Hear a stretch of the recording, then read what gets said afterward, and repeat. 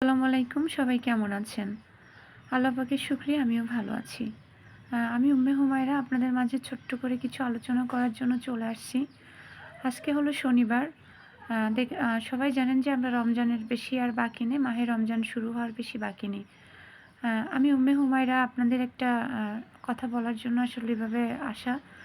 কথাটা হলো যে আমরা মাহে রমজান উপলক্ষে অসহায় এবং এতিম শিশুগুলো আছেন, তাদের উপরে বিশেষ করে দৃষ্টি রাখবো।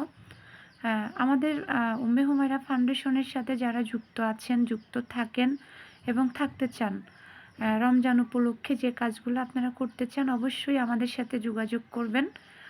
দেখেন, একটা কথা হলো যে রমজান মাসে ৳১ দান করলে ৭০ টাকার ছোয়াব পাওয়া যায়, আমরা সবাই জানি সেটা। আর সেটা যদি হয় যে পারফেক্টলি জাগায়, যেমন আমাদের এতিম যে শিশুগুলো আছেন, বাবা-মা দুইজনই নাই, অনেকের বাবা নাই।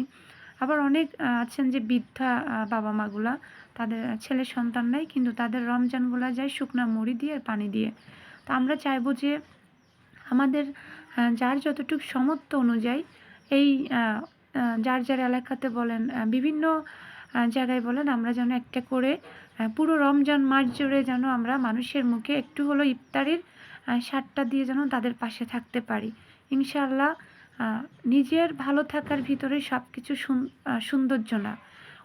অন্যকে যদি ভালো রাখা যায় তাহলে সেটা হলো প্রকৃত সুখ, প্রকৃত ভালোবাসা।